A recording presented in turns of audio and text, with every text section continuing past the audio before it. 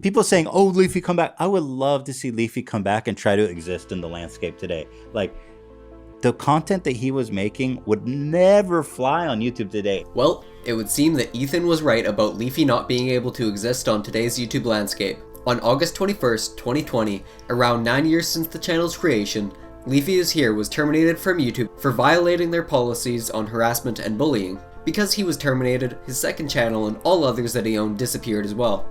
According to Keemstar on Twitter and later Leafy himself, he had absolutely no strikes before the channel got nuked out of existence. No, I had one, I think, warning, but I had no strikes besides that, so...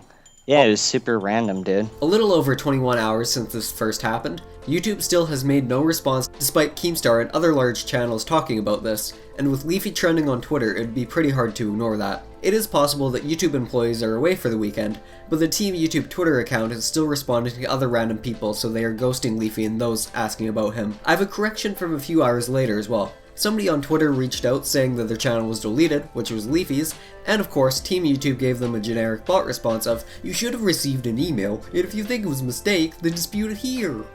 If there is still no response within a week, then I'm afraid that we have another Monkey Jones situation going on, where YouTube decided to take action against the channel by issuing 3 strikes at once and keeping that as their final decision. Or maybe it's just that Mr. Black Darkness 666's hex on Leafy finally caught up with him several years later.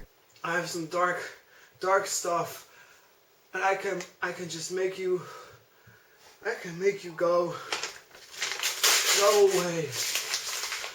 Another popular theory is that either Ethan from H3H3 or Pokimane got him banned, which is incorrect as far as I know, because nobody has that power to contact YouTube and get somebody removed so easily. But I can say with a high level of certainty that there is not a single YouTube creator, not T-Series, not PewDiePie, that can go to YouTube and tell them how to enforce rules on their platform. They don't take any of that seriously. There is nobody that can go to YouTube and say, I want action taken against this and that, and YouTube would listen. That just doesn't happen. And I can say that with confidence because with our company, Human Media Group, we actually have a direct line to YouTube now. In a way, Pokimane could be involved because it appears that before the channel was taken down, some of the videos about her were removed first. Here's what's interesting. Before they had completely scrubbed Leafyishere, you'll notice that all the videos that got flagged, Pokimane videos. Here's Dr. Disrespect, that's fine. Content Fallout, Pokimane, ban, struck. This would be Leafy's own fault for clickbaiting her in the titles and thumbnails, which YouTube took for harassment and promptly erased his channel's existence. If it weren't for Leafy contacting YouTube on Twitter in early June, his channel would have disappeared then because he got 2 strikes at once that were removed upon manual review. For those who aren't aware, this isn't Leafy's first disappearance from the platform. That was in 2018 when he traded in the YouTube life for trading stocks and other things like that. There are more detailed explanations in the countless "Where Did Leafy Go?" videos. Back in 2018 when Leafy disappeared, Embleman made a video called Leafywashere, and a second hour-long video with some afterthoughts and questions that didn't make it into the first. It is I, the Duke of the Dank, the mayor of Meme Town, everyone's favorite YouTuber, Emperor Lemon. From that I had learned some interesting things, such as that YouTube has tried to push Leafy off the platform in the past.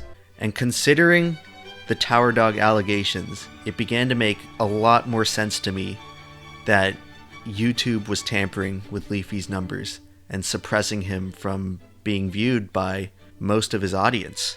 It's sad to say, but I knew it was only a matter of time before the old era of 2016 YouTube disappeared off the platform.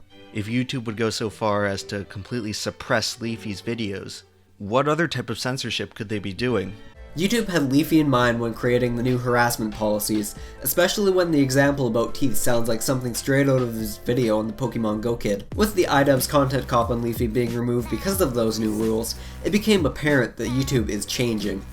In that video, Ian used Leafy's own commentary style and satirical insults against him. As you can probably tell, I can hardly contain myself right now, because today is the day we get to bully Leafy. You see, because if you're a pussy and you're hiding your putrid malformed chin behind your hand, your sleeve, or your microphone, you're showing people that you are extremely self-conscious. You're showing people that you're a pussy, and that takes a lot of the oomph out of your bullying. There was some irony when that video was removed in December 2019. All you gotta do is put the OK sign on the chin, just like that. And Leafy's channel remained untouched since Calvin used those tactics and sometimes was very harsh to cringy little kids to the point where he became almost like a supervillain to the people that he made videos on. With an army of fans spamming hiss in the comments of the people that appeared in his videos, I'd say that is a good description of how he was viewed by those who were wronged. Another part of that earlier YouTube era, the Filthy Frank channel, hangs by a thread because the Cake trilogy got removed for violating community guidelines. For those of you who have never heard of this, the Cake trilogy was a collection of videos on the TV Filthy Frank channel and featured iDubbbz, Maximofo, Anything for Views, How To Basic and others. In all 3 videos the boys dress up as gourmet chefs and create some of the most horrific cakes you'll ever see. While this isn't for everyone, it is an incredibly iconic series in the history of YouTube. Now keep in mind that those videos sat as age restricted for about 3 or 4 years without issue until 2020. One more strike in the next 90 days, and all the content on Frank's channel will disappear except for in our memories and in reposts. The scariest part of all of this though is that the TV Filthy Frank channel is now in complete limbo. Having 2 videos removed for breaking community guidelines also means the channel has 2 strikes against it. A third in the next 90 days would mean the complete permanent removal of the entire Filthy Frank channel. Now while it is true that his stuff is also edgy like Leaf Boys, he's got some classic stuff on his channel that was more influential than Leafy. Papa Fanue has stuff like the life hack video, which includes this gem. Ravioli, ravioli, what's in the pocket only?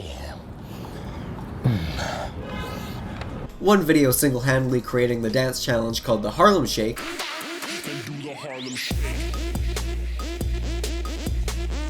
A couple memes such as It's Time to Stop and Confused Screaming, and finally the songs mostly sung by Pink Guy that eventually helped Joji to realize his interest in creating songs rather than hurting his voice doing the character of Filthy Frank. If you wanna make it in college, acknowledge all the flavors that be dropping mad knowledge on these pussy ass canned goods. We got chicken and beef to boost the manhood. Anybody want a piece of me, we'll have to get this ramen first. Both Leafy and Filthy Frank spawned clones due to their influence, but love him or hate him, you also can't deny that Leafyishere really popularized the style of gaming commentary videos like this one that you're currently watching. Even though a lot of his videos are about making fun of little kids, one of Leafy's videos also would have been good to reference in this series.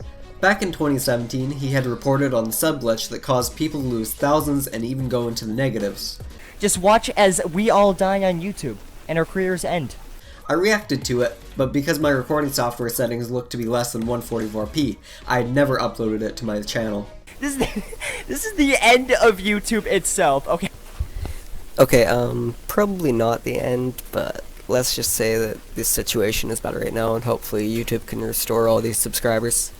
There have been many reactions to Leafy's deplatforming, with some for the decision and others against. Ethan from H3H3 has been gloating that he was right about Leafy not being able to survive on the landscape today, and memeing about the people thinking he spoke to the CEO about it. Then there was this Twitch streamer Asmongold, and some others who praised YouTube for finally dealing with Leafy. The YouTubers that I follow all had pretty similar thoughts on the situation. They realized that YouTube banning him is a slippery slope and could result in no criticism being allowed on the platform. And if the slippery slope is applied, right, then you tend to go down a path where, let's say 2-3 years down the road, it just evolves to a situation where the criticism aspect slowly becomes recognized as harassment. They also thought he should have been given only 1 or 2 strikes instead of 3 all at once. What's surprising to me, and probably everyone else, is the fact that they didn't issue just 1 strike for this whole ordeal, the whole Pokimane thing.